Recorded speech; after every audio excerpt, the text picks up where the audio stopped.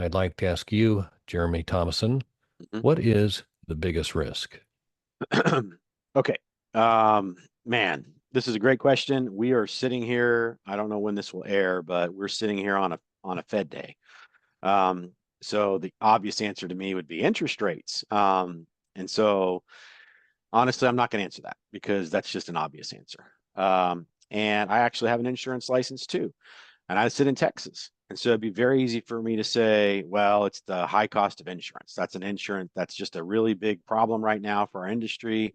And in Texas, renewals, everybody's scared when their renewals come up because it's just going to be a bad news story. So it'd be easy for me to say, well, it's insurance. And those interest rates in insurance are not really controlled by us in a lot of cases. So they do represent big risks. But I'm going to say it is something that I've learned through this last cycle. And so it's related to insurance and interest rates. There is a tendency, I think, in our space to want to go chase whatever the absolute best deal is. So I'm going to use lending as an example. 3 years ago, the whole space thought that the forward curve on interest rates was going to have near zero interest rates. And everybody, institutional capital, everybody thought, you know what, the best deal in town is to go ahead and do a floating rate loan.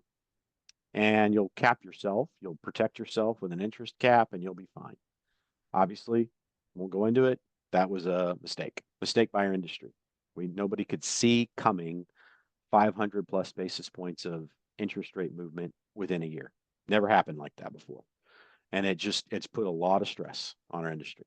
Similarly, insurance.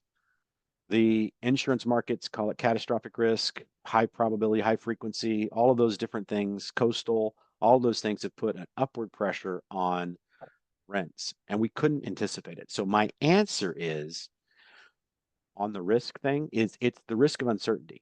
And so how am I going to answer this? I'm going to answer this by saying I am much better off working with someone that has experience in the space and taking risks off the table. So floating rate loan at 2.9, I could have gotten a fixed rate loan at the time with a little less leverage at 4. But that 125 basis points was sure nice in my modeling, but I should have taken risk off the table because I only had a 5-year hold. So uncertainty is my answer. It's the uncertainty. And the way I'm answering it is my job as a fiduciary to my investors is to take as many risks off the table as I possibly can because God knows that there are so many different risks that I can't control and are going to hit me. So if I can eliminate risks in how I underwrite or how I use products and services or how I um, look at a particular basis of a property and take as many risks off the table as possible, then I'll be left with still a substantial amount of risk, execution risk and unknown risk. But my job is to eliminate risk. And I can do that in different ways because there's all kinds of different risks. But the answer is the uncertainty risk to your question, Darren. I know that may be too vague, but that's what I worry about is uncertainty. And how I have learned in this last cycle is it's better for me to have certainty at a little higher price than it is for me to just hope that everything's going to be fine and chase the better priced product, whether it's insurance, whether it's interest rates, whether it's a contractor. Certainty wins because I can underwrite certainty.